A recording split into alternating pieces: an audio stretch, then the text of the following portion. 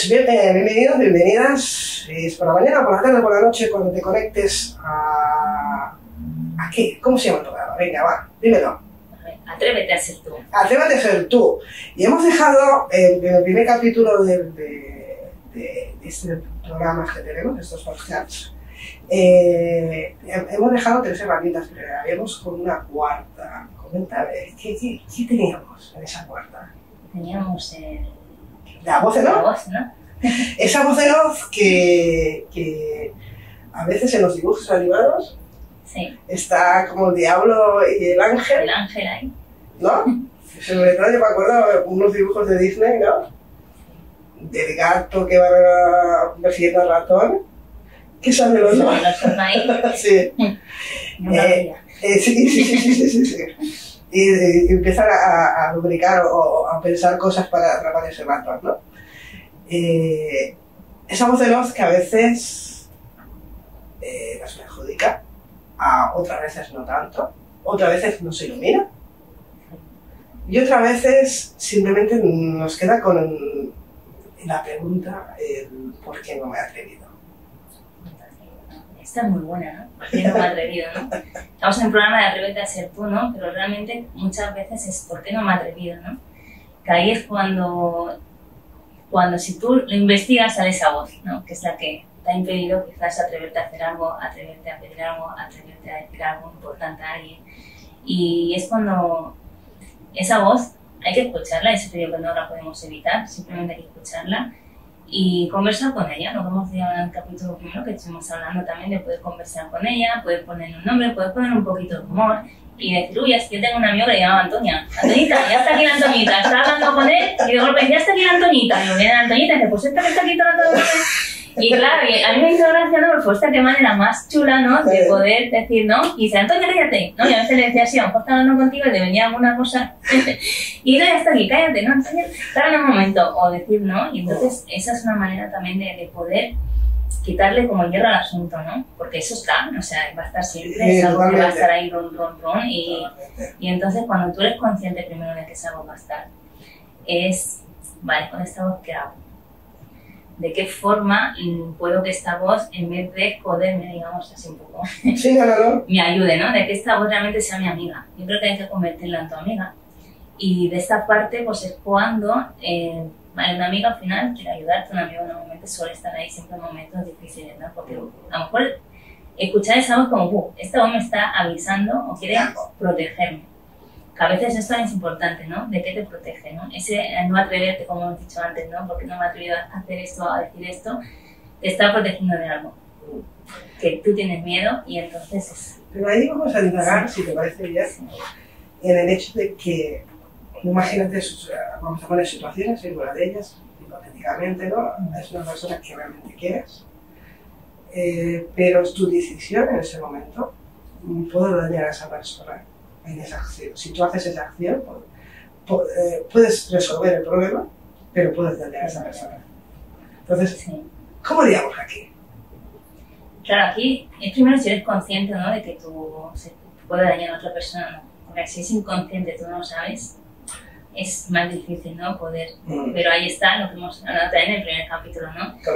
Conocerte y también saber, ostras, pues aquí comete un error después de hacer esa acción, a lo mejor sabes que puede hacer daño, tener esa capacidad de pedir disculpas.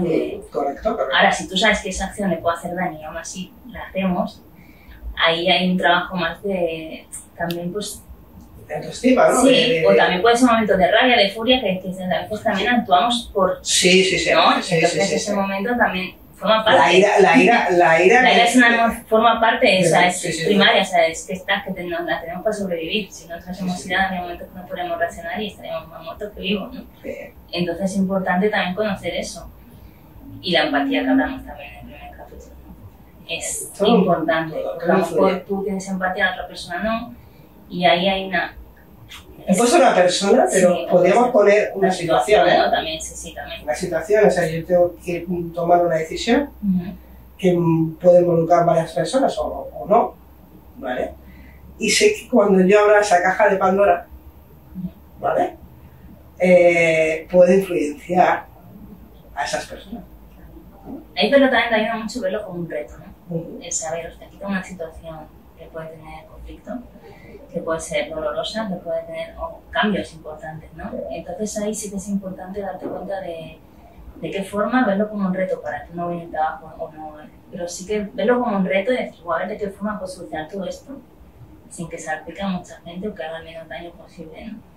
Y también darte cuenta que depende de ti lo que no y tomar, ¿no?, decisiones, hay que tomar decisiones. Y a veces estas decisiones nos pueden llevar con un lado, con la otro, pueden hacer daño a lo que te has dicho, o también si no lo tomas te pueden hacer daño a ti. Entonces ahí es un poco no tener una empatía, también que la otra parte sepa, ¿no?, esa parte también pueda entender una situación y la otra. Es complicado, pero sí es posible, ¿no? Sí es posible, teniendo herramientas y teniendo realmente esa capacidad que estamos haciendo en este programa, es más fácil, ¿no? No que sea fácil, pero sí que se pueden encontrar soluciones sin que se haga daño. Vamos a poner un ejemplo típico. Estamos en una oficina, tenemos la figura de una jefa, un jefe, me da igual, la figura de otra, y es un momento que tú estás haciendo tu trabajo, sabes que hay un error pues en ese trabajo o en esa actividad que se tiene que corregir, pero el jefe o la jefa no lo está viendo igual. Aquí es... hay que hacerle ver a la jefa pues que no lo está viendo, ¿no? Y no es fácil porque, claro, es tu jefe, hay una autoridad, que esto es otro tema, ¿no? El tema de autoridad, de también atreverte a ser tú, ¿no? La autoridad también tiene mucho que ver con tu autoestima o no, ¿no? En también ponerte al mismo nivel, aunque sea jefe, somos personas, ¿no? Entonces ese equilibrio, ¿no? También, no porque sea mi jefe no le voy a poder decir nada, primero, ¿no? Al final es poder dar tu opinión. Si él te escucha o no te escucha ya, no depende del mucho, pero tú sí que intentas, ¿no? El poder ser capaz, ¿no? Porque al final, muchas veces a lo mejor los jefes no están haciendo lo que tú estás haciendo y a lo mejor creen que sí saben, pero no saben. Entonces a veces pasa, ¿no? El trabajador igual, ¿eh? A lo mejor eso que te va haciendo algo que tienes que hacer y tú crees que no y él tiene razón el jefe, ¿no? Pero aquí es muy importante, ¿no? En que cada uno sepa cuál es su sitio y su voz también. Es decir, mi voz también es importante y yo también puedo dar mi opinión, también puedo expresarme y también puedo ver otro punto de vista, ¿no? Tener esa apertura de realmente cuando se trabaja en equipo, el poder escuchar, el poder atender lo de uno, lo de otro, sin juicio, y de ahí abrir, ¿no? Más esa capacidad. Porque a veces está eso de pum, como soy, no, es lo que digo y punto, ¿no? Esa frase es inmortal, me digo y punto. Porque entonces se quita como mucha más visión, ¿no? Que puede haber si se comparte, ¿no? Creo que compartir al final es... Pero entra la figura del miedo, ¿no? La figura esa del miedo de decir. Luego entra la figura de la inseguridad de acción. Y si realmente no tengo la razón. Ya venimos con la voz otra vez. Estamos con la voz. Estas dos partes, ¿no? De sí, no, Y yo siempre digo hacerlo antes. O sea, si luego te vas a equivocar, te equivocas, ¿no? Pero que no te quedes con esa duda de si lo hubiese hecho, ¿no? O y si sale bien, ¿no? Cambiar lo que hemos hablado en el primer capítulo, que puede cambiar, reprogramar, ¿no? Tener esos pensamientos de decir, y si sale bien. ¿Y si le digo esto a mi jefe y funciona? Pero claro, si te viene también, ¿y si se lo digo y la lío más? No, pero en la vida son pasajes que tienes que vivir. Son pasajes de alegría, de tristeza, de inquietud, de todos los tipos de pasajes que te puedes imaginar y más, ¿no? Y creo que es importante esto, ¿no? Sí. Pues me ha quedado muy bien esto. Es importante, al final es lo que tú dices, al final es un pasaje, ¿no? Es una situación que está pasando en este momento. Y luego está cómo lo vivimos, porque esa situación con el jefe que hemos hablado antes, o le digo o no le digo, cada uno lo está viendo de una manera diferente. La realidad de cada uno es distinta. Está pasando lo mismo, pero a lo mejor uno se lo puede tomar como una ofensa, el otro no, y entonces ahí es darte cuenta también que cada uno en la misma situación la puede vivir y sentir de diferente manera. Y eso está bien, es súper importante darte cuenta también y tener esa capacidad de escuchar, de relación, ¿no? Porque al final las relaciones hay que relacionarse cada día. Primero contigo mismo también, que hemos hablado. ¿Cómo está tu relación contigo? Porque así también es... A veces los demás son un reflejo que nos ayudan a ver cómo estoy yo, o este no me quiere decir, ¿no? Al final, y realmente cuando tomas conciencia y escuchas, yo creo que lo importante es eso, ¿no? Respirar y escuchar. el estar presente. Totalmente. Vamos a poner el ejemplo, vamos a dar herramientas a los usuarios, a las personas que nos están viendo, ¿no? Esas herramientas que pueden hacer en un momento determinado en esta situación. Tienes que plantearle una situación a la jefa, o un proyecto, o unas ideas nuevas, o un error de una aplicación. Sí. ¿Qué tendríamos que hacer? Lo primero que tendríamos que hacer con nosotros mismos. Primero con nosotros mismos es, wow, quiero hacer esto. ¿Vale? ¿Cómo estoy? Vale, tengo capacidad, ahora mismo estoy nerviosa, ahora mismo, vale, primero si te encuentras en una situación que estás como muy desbordada, nervioso, vale, estoy nervioso, voy a tranquilizarme primero antes de ir a conversar, ¿no? Con esta persona. Y después hacer una buena entrada. Pero que no significa que te vayas a tomar o un whisky o algo, no. Que también, pero gestión, buena gestión interna contigo, con tu emoción, tu pensamiento, al final todo, ¿no? Y tener mucha claridad, también la claridad te ayuda mucho. La claridad siempre es poder, tener claridad de qué le quieres decir y sobre todo una buena entrada, ¿no? Yo creo que si haces una buena entrada es como que ya te relajas más. O el empezar, siempre el primer paso es más difícil, digamos, por más, pero en el momento que empiezas ya sale. Y entonces es saber eso también, ser consciente, voy a ir nervioso, voy a ir eso, pero aún así lo voy a hacer y se lo voy a decir. Y ¿cómo lo sabes en el cole? Que tenías que más estudia, depende, porque tanto estudias, luego te has quedado en blanco. Y dices, tengo que estudiar, a lo mejor, y yo me acuerdo de que teníamos lecciones de historia, que teníamos que hacerla de carrerilla, ¿no? Y tú luego piensas, bueno, yo lo voy a soltar como carrerilla, lo voy a memorizar, pero en esencia, claro, te vas a acordar pues, un mínimo, tanto por ciento de esa historia. Te va a sonar, sí, claro. Pero cuando te preguntan, y a veces pues no te entraba esa parte de esa teoría, ¿no? Y es difícil, ¿no? Estamos hablando porque hay gente que está ahora, han pasado ahora al tema de oposiciones, ¿no? ¿Cómo se llama? Los que se preparan para universidad. Sí, ¿vale? La selectividad, perfecto. No me salía palabra. Entonces, ¿qué tienen? Estrés. Son muchas materias, tienen que estudiar muchísimo. La nota muy alta, quizás. Exacto, la nota de corte muy alta. Y esos chicos y chicas que han pasado ahora, con la selectividad ahora. Sí. ¿Qué le podemos decir a estas personas? Es confianza, yo creo que tienes que ir con confianza. Saber que te lo sabes, aunque no te lo sepas, es decir, ¿no? Ir con esa seguridad y también es mucho calmar, ¿no? Yo creo que mucho la gestión emocional de ese momento, ¿no? Ahora que has dicho eso, recuerdo un examen que me estudié muchísimo, que yo la apruebo con un 10, porque es que me lo sabía y fui a coger la hoja y me quedé en blanco total. La peor nota de toda mi vida, ¿no? Y entonces ahí fue cuando dije, wow, ha sido la presión que yo tenía de aprobarla, ¿no? De haber hecho tanto trabajo, llega ese momento y, jolín, ¿qué ha pasado, no? Y ahí yo no supe gestionar, ¿no? Fue un momento de, como tenía tanta... Porque a veces también te exigen, ¿no? A veces está la exigencia que tenga ese alumno con él mismo, aunque con la selectividad, más la exigencia que pueda tener en casa, los profesores, más la exigencia de que quiero hacer esta carrera, si no llego a la nota, no la voy a poder hacer, que eso también es una putada, ¿no? Porque al final te miden por un examen, te miden por una prueba, que a lo mejor ese día tú no tienes un día bueno, o te ha pasado algo en casa, te ha pasado algo con alguien, y no estás en ese momento al 100%, ¿no? Que claro, parece un examen que está ahí 100%, calmado, sería lo suyo, ¿no? Lo ideal sería, pues sí, venga, súper seguro, pero yo les diría que normalizar que es un examen para ellos, ¿no? Al final es quitar esa presión para poder disfrutar del examen. Pero es lo que les decía, es complicado toda esto en sí, porque influyen varias cosas, ¿no? Influyen muchas, pero tú eres consciente de que te influye todo eso, es decir, pero ¿qué? ¿O qué me ha pasado, no? O ¿cómo puedo solucionar esto? ¿Cómo lo puedo gestionar?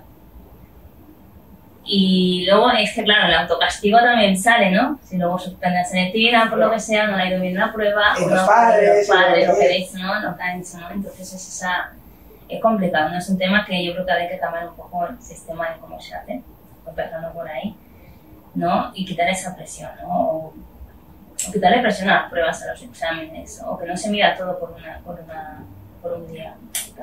Tomar acciones, ¿no? Pero es que estamos hablando de selectividad, con lo cual que no juegas solo una carta. Claro. Pues también ser consciente, me lo estoy jugando todo aquí. Y trabajarte internamente mucho, creo que es mucho trabajo interno. trabajo también diario, ¿no? Porque esa selectividad es un trabajo de muchos años, no solo de un último mes, ¿no? Hay un trabajo realmente potente de integración de toda la educación, como tú has dicho, no depende también de la forma de estudiar. Pues si estudian de la forma que pues llamamos nosotros, venga, aquí te aprendes todo este texto, lo haces así, como te salga, y acordándote que aquí había una coma, aquí había un punto, aquí era no, ¿vale? Acordarte mucho de esto, ahí no se integra. Entonces yo creo que la confianza al final llega cuando todo lo tienes integrado. Entonces al tenerlo integrado ya te da igual que te pongan presión, que sea cuando todo lo tienes integrado. Es una rama más, un brazo más de tu cuerpo, ¿no? Como sí. Una esencia más, ¿no? O sea, que yo me puedo acordar de una tabla periódica porque la cantábamos. Claro, sí. Igual que la canción, y te sale. Sí, la cantábamos la tabla periódica. Sí. Como puedes ver de quebrados y tal, porque lo hicimos muy jugando, muy haciendo unas prácticas divertidas. Sí. Ahí estaba el colegio, hay que cambiar la forma en cómo se educa, cómo se aprende, ¿no? Y porque realmente es eso, no es como ahora se trabaja mucho por proyectos. Ahora se está empezando a introducir mucho el trabajo por proyectos, yo estoy súper de acuerdo en este trabajo, porque veo que es eso, que lo aprendes de una manera pues con juego, es diferente. Entonces al final tienes que pasar ese proceso, lo tienes que pasar todo, las caídas, las de todo, y realmente es de ahí donde lo aprendes, ¿no? Es la vida real. Sí, ¿no? Entonces ahí cuando tú sales de selectividad, sales de algo, ya estás como un poco más en la vida real. Sí. También, ¿no? Pero sí que es importante que cada uno sea consciente de qué quieres, sobre todo. Sí. Y dice, no, yo no te porque al igual alguien está haciendo una selectividad porque alguien ha dicho, haz esto, ¿no? Sigue este camino. Pero no solamente a lo mejor no lo quiere hacer y claro, pues a lo mejor puede costar más estudiar esa teoría, este tema, porque a lo mejor no es algo que realmente quiere hacer. Con esa edad estamos como muy despistados, ¿no? Y entras, pues venga, hago esto, yo me acuerdo de administrativo, todo el mundo hace administrativo, la niña es administrativo, venga, administrativo ahí. No, pero yo quería hacer otra cosa, ¿no? Pero sí que, pues, me salió mi grillo, ¿cómo vas a hacer tú esto, no? O sea, yo quería hacer delineación, digo, ¿cómo vas a hacer delineación si yo sé dibujar? Esa fue mi cabecita. Me fui a las mates que también iban peor, ¿no? No, pero en verdad es eso, ¿no? Que también es importante que quitar un poco de presión en toda esta situación, ¿no? ¿Qué quieres realmente? ¿Qué quieres realmente y qué vas a hacer, ¿no? ¿Quién te puede ayudar también, no? Porque a veces estamos muy en sociedad, ¿no? Hay que hacer una carrera, hay que hacer esto, pues si no, no eres nadie. Pues también es una creencia que a veces se escucha, ¿no? Haz esto, pero no vas a ser nadie en la vida. Y no, porque le estamos dando más fuerza, a lo mejor, no a tu persona, a que te atrevas a ser tú, a que seas tú mismo, sino a qué eres, ¿no? ¿Quién vas a ser a nivel profesional, ¿no? Y creo que hay un juego también importante ahí de que hay que aprender a valorarte. Y valorar también a la persona, ¿no? No porque alguien tenga una carrera va a ser mejor que alguien que no lo tenga, ¿no? Encontrados en un eje, otro eje más, otra herramienta más, que es a valorarte. Valorarte, a quererte, a amarte, a decir, respetarte a ti mismo, a ti misma. Y con eso no significa que puedas cometer errores o errores, siempre hemos dicho, y vamos a repetir, todo el mundo puede cometer errores, pero quererte a ti mismo o a ti misma y decir, esto es lo que quiero. ¿Me puedo equivocar o no? Sí, pero que me quiero equivocar, lo hago, ¿no? Sí. Es mi error, ¿no? Es permitirte también que la gente se equivoque, ¿no? Que los hijos se equivoquen, que los amigos se equivoquen. Esto es un tema. Ya vamos entrando en otro tema, ¿no? Pero que los amigos también se pueden equivocar, ¿no? También es decir, porque detrás de ese aprendizaje, de esa caída, ¿no? De ese error, puede haber un aprendizaje muy chulo, ¿no? De que tú puedes luego sacar herramientas como para tener recursos para cuando hay una gestión emocional, cuando te pasa algo raro, realmente puedes sacar esa herramienta de esa experiencia, ¿no? Y muchas veces evitamos el error, y el error hay que cometerlo también para aprender. Has hablado de una cosa muy importante, que es la autoprotección sí. a la persona, al menos en este caso al hijo o a la hija, ¿no? Que muchas familias se tienden a autoproteger demasiado a ese niño o a esa niña, ¿no? ¿Y cómo haríamos, cómo gestionaríamos esto? Es que eso, proteger tanto hace un daño brutal. Inconscientemente, proteger tanto hace muchísimo daño porque no le dejas al niño que saque sus propias capacidades. No dejas que se exprese. Ya empezamos, no puedo decir esto, tu voz ya va a empezar. O esto no puedo decir porque no me deja ni casa. En casa tiene que ser un espacio protegido, un espacio donde realmente tú puedas ser tú, atreverte a ser tú. No, porque si en tu casa no puedes ser ni tú mismo, cuando salgas ahí fuera te van a comer. Va a ser mortal, entonces es importante mantener un espacio protegido en casa, ¿no? Pero primero un espacio protegido contigo mismo internamente. Crearte tu propio espacio, esto es otra herramienta que te voy a dar, ¿no? El atreverte a crearte tu propio espacio protegido, ¿no? Interno. Decir, que cuando me ha pasado esto, como antes me ha hecho respirar, para igual respirar es irte a tu espacio protegido. Donde tú te sientes seguro, confiado, sientes que nadie te va a juzgar, que estás en amor, digamos. Sí, ¿no? Es el momento tuyo, un momento para ti. Sí, para ti. Y encontrarte contigo mismo, ¿no? Pero déjame real, o sea, sí. Olvídate, sí. Déjame un espacio, déjame asimilar todo, no te estoy echando, estoy echando de mi vida, no te estoy culpando de nada, pero déjame asumir todo esto y la situación. Sí, total. Esto es lo que tendríamos que hacer. Sí. Y permitir ese espacio también, ¿no? Entre contigo y con los demás. También saber decirlo, lo que todos hemos empezado así, ¿no? Saber decir, pues también saber decir a alguien, mira, ahora mismo necesito un espacio para conmigo, ¿no? Complicado esto, ¿no? Complicado que la otra persona lo acepte también, ¿no? Pero realmente si no lo acepta, realmente esa persona te quiere, ¿no? Es también otro punto, ¿no? Que a veces nos dejamos ya mucho por relaciones que a lo mejor son tóxicas, que no nos están haciendo bien, Correcto. no las vemos, pero seguimos ahí. Correcto. Y entonces es importante duele, ¿no? Porque cuando es alguien que quieres y ves que a lo mejor no te está permitiendo ese espacio, o se enfada contigo y no te habla más, y dices, entonces es esa pregunta, ¿no? ¿Esta persona realmente me estaba aportando o me estaba quitando, ¿no? Pero has hablado de una cosa que quiero sacar, que es el amor. Sí. Y no el amor sí de pareja, pero hay diferentes amores, el amor de madre, el amor de esa abuela, abuelo, el amor a un hijo, son diferentes amores.